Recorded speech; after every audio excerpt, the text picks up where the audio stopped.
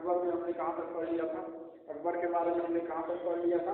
बलूचियों का विद्रोह, अफगान और बलूचियों का विद्रोह यहाँ तक हमने पढ़ लिया था, जिसमें कौन मारा गया था? बीरबल मारा गया था, जिसमें बीरबल मारा गया था। इसके बारे में हमने यहाँ तक पढ़ लिया था। अब हम आगे पढ़ेंगे शाहजादा सलीम का विद्रोह। किसका विद्रोह? शाहजादा सलीम का विद्रोह।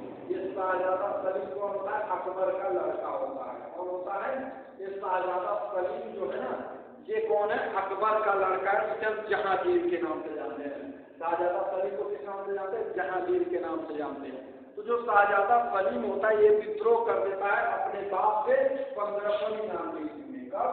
1599 में। शाहजादा सलीम को अकबर कहाँ भेजता है? अजमेर भेजता है।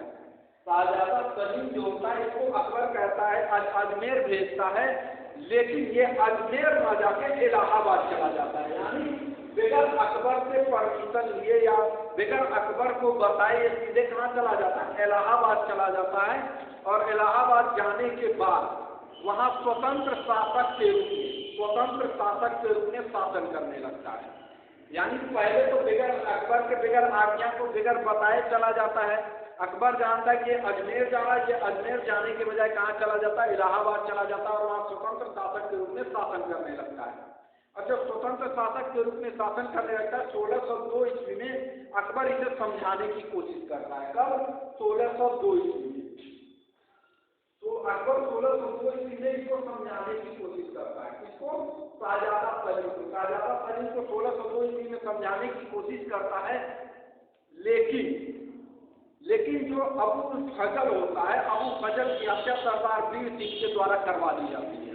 अबू फजल की हत्या सरदार वीर सिंह के द्वारा करवा दी जाती है, जिसकी वजह से ये अकबर कहाँ ने शाहजादा सलीम को समझा नहीं पाता है। 1603 ईस्वी में 1602 में से समझाए जाने की कोशिश करता है, लेकिन हो नहीं पाता। 1603 ईस्वी में।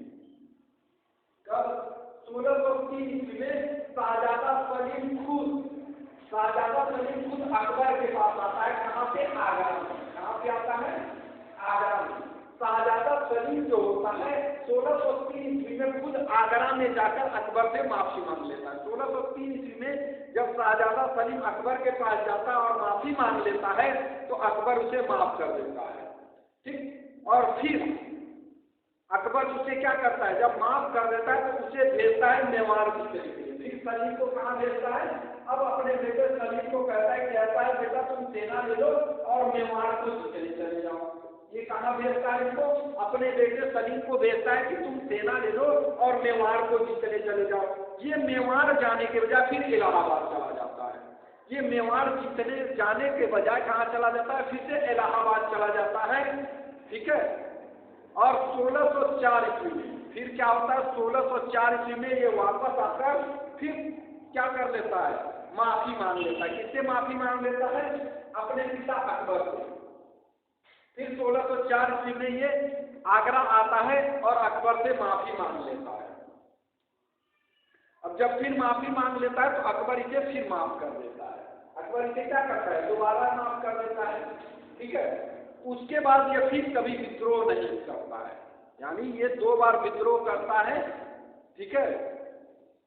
1603 में आके माफी मांगता है, फिर ये भेजता है, अकबर भेजता है इसको मेवाड़ जीतने के लिए, चला जाता है इलाहाबाद। फिर 1604 ईस्वी में खुद आगरा आता है और अकबर से माफी मांग लेता है। अकबर इसे माफ कर देता है। उसके बाद ये फिर कभी विद्रोह नहीं करता है।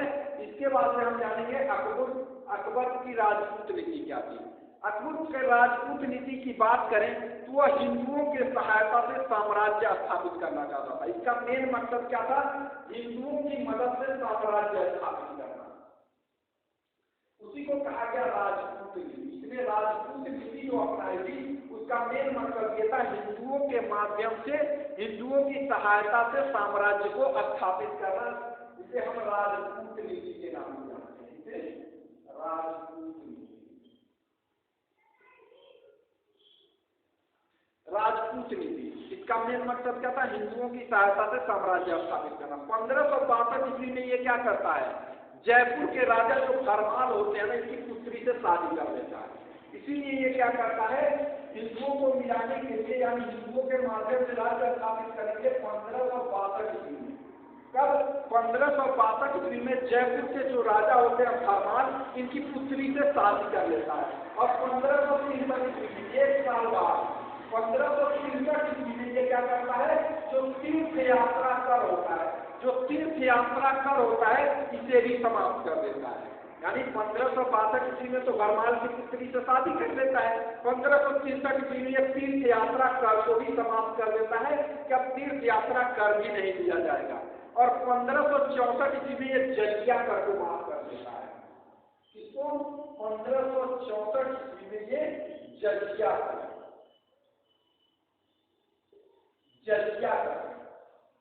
जजिया कर को माफ कर देता है। ये वो कर था जो गैर मुस्लिमों से वसूला जाता था, यानी मुस्लिमों को छोड़ के बाकी सभी से ये कर वसूला जाता था, मुस्लिम से जजिया कर नहीं वसूला जाता था।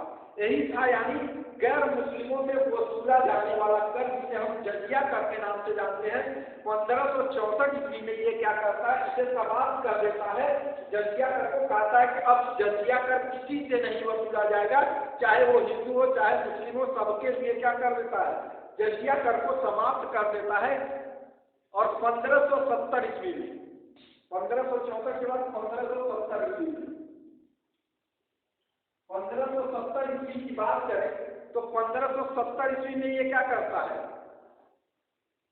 जैसलमेर तथा बीकानेर के राजकुमारियों से शादी कर लेता है। जैसलमेर और बीकानेर की जो राजकुमारियां होती हैं, इनसे शादी कर लेता है। कहाँ की राजकुमारियां? जैसलमेर और बीकानेर, जैसलमेर और बीकानेर,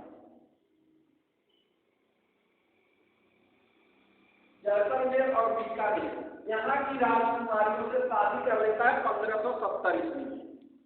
ठीक, उसके बाद 1585 ईस्वी में अपने बेटे शाहजादा सलीम की शादी किससे करवा देता है, भगवान दास की पुत्री से। 1585 ईस्वी में ये क्या करता है, अपने बेटे की शादी किससे करवा देता है, भगवान दास की पुत्री से। भगवान दास की जो लड़की होती है, इससे ये अपने बेटे की शादी करा देता है। कब? 1585 ईस्वी में। कौन कराता है? अकबर कराता है। शाहजादा सलीम की शादी किससे करवा देता है, भगवान दास की पुत्री से।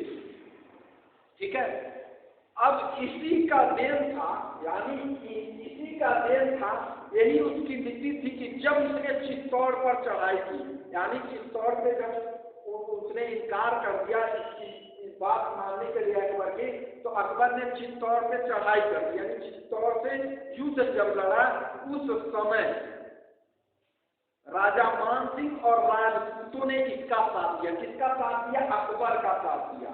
यही नीति अपनाई थी, इसी को राजपूत नीति कहा गया। इसमें क्या किया, ये राजा मान सिंह और राजपूतों को जब ये चित्तौड़ पे चढ़ाई किया, कहाँ पे?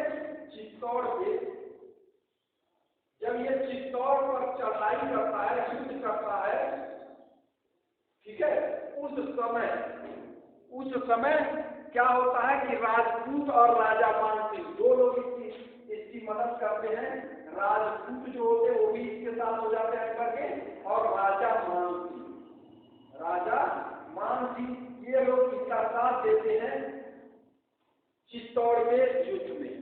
ठीक है, जिसके बदौलत ये चित्तौड़ का युद्ध जीत जाता है। अब इसके कुछ महत्वपूर्ण कार्य जान लेते हैं, इसने अपने शासन काल में कुछ कार्य किए थे, उसके बारे में हम जान लेते हैं।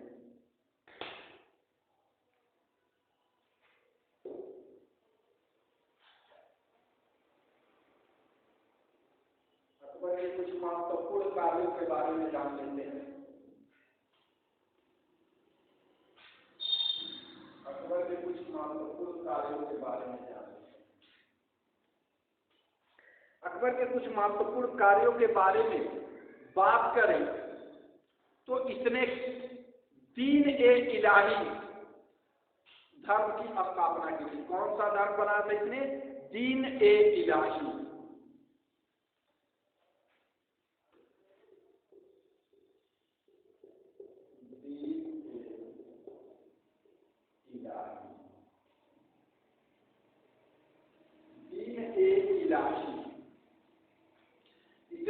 कौन सा धर्म बनाया था? दीन ए इलाही, दीन ए इलाही धर्म की स्थापना इसने की थी। कब? 1582 में। दीन ए इलाही की स्थापना इसने कब की थी? 1582 में। बात करें तो 1582 में इसने दीन ए इलाही की स्थापना की। ठीक, और इसने इबादत खाने भी बनवाए। क्या बनवाए? इबादत खाने भी बनवाए। लेकिन 1582 ईस्वी में दीन ए इलाही को, दीन ए इलाही धर्म की स्थापना की और 1585 में इसे राजकीय धर्म बना दिया। 1585 ईस्वी में अकबर ने इसे क्या बना दिया? राजकीय धर्म बना दिया। यानी 1582 में इसने दीन ए इलाही की स्थापना की और 3 साल में यानी 1585 ईस्वी में इसने इसे राजकीय धर्म बना दिया। इसने इबादत खानों की भी स्थापना की। इबादत खानों की स्थापना कब की थी? 1575 ईस्वी में। इबादत खानों की स्थापना इसने कब की थी? तो जो इबादत खाना बनवाया था इसने, इबादत खाना, इसकी स्थापना कब की थी? 1575 ईस्वी में। यानी 1575 ईस्वी में इसने इबादत खानों की स्थापना कराई थी। ठीक है, जिसमें केवल मुस्लिम जा सकते थे। ये जो इबादत खाना इसने 1575 में बनवाया था, इसमें केवल मुस्लिम जा सकते थे। लेकिन 3 साल के बाद यानी 1578 ईस्वी को 3 साल के बाद 1578 ईस्वी में इसने सभी धर्मों के लिए खोल दिया। यानी पहले जब इसने बनवाया था 1575 में जब ये बनवाया था इबादत खाना, उस समय केवल मुस्लिम समुदाय ही इबादत खाना में जा सकता था। लेकिन 3 साल के बाद 1578 ईस्वी में इसने सभी धर्मों के लिए खोल दिया। कहा कि अब सभी धर्म के लोग इबादत खाने में जा सकते हैं, कोई रोक टोक नहीं हो सकता है। ठीक है। दूसरी चीज 1562 ईस्वी में इसने दास प्रथा और हरम दल से मुक्ति पाई। 1562 ईस्वी में इसने, बात करें 1562 ईस्वी की, तो इसने दास प्रथा का अंत कर दिया था। दास प्रथा का अंत और हरम दल से मुक्ति। हरम दल से मुक्ति का मतलब, हरम दल औरतों का एक समूह था। आपने पढ़ा था पहले लेक्चर में, हरम दल कौन था? औरतों का एक समूह था। इन दोनों से मुक्ति से कब मिलती है? पहले तो ये दास प्रथा का अंत कर देता है 1562 ईस्वी में, और हरम दल से या हरम दल से भी इसे क्या मिल जाती है? मुक्ति मिल जाती है। 1571 ईस्वी में एक फतेहपुर सीकरी की स्थापना करता है। फतेहपुर सीकरी की स्थापना कब करता है? फतेहपुर सीकरी,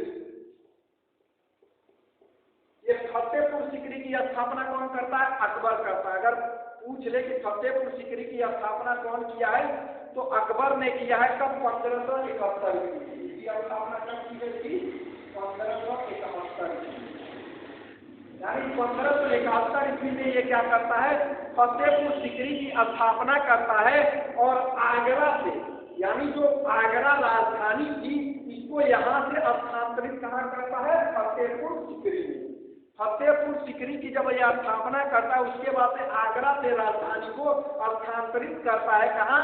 फतेहपुर सीकरी में। और 1575 ईस्वी में जागीरदारी प्रथा का अंत कर देता है। और 1575 ईस्वी में, कब? 1575 ईस्वी में, 1575 ईस्वी में ये दास प्रथा का अंत कर देता है। सॉरी, दास प्रथा का अंत तो हो चुका है। 1575 ईस्वी में इसने जागीरदारी प्रथा का अंत किया था। जागीरदारी प्रथा का, जागीरदारी प्रथा क्या थी? जागीरदारी प्रथा का किसने कब किया? 1575 ईस्वी में। ये जागीरदारी प्रथा थी, जैसे कहने का मतलब आप फसल उगा रहे हैं, आप अपने खेत में फसल उगा रहे हैं, तो राजा आपसे टैक्स लेता था, तो उसके लिए वो एक अधिकारी रखा हुआ था, एक आदमी को दिया हुआ था कि आपको सभी लोगों से जो लोग अनाज उगा रहे हैं उसका टैक्स लाके आपको राजकोष में जमा करना है, वही की जागीरदारी प्रथा, यानी उनका काम ये था लोगों से टैक्स वसूलना। जैसे वो कुछ अनाज उगा रहे हैं उसमें से कुछ शेयर को ले लेना, यही की जागीरदारी प्रथा। और इसको कब खत्म किया इसने? 1575 ईस्वी में। ये इसके कुछ महत्वपूर्ण कार्य थे। आज का क्लास यहीं पे खत्म होता है।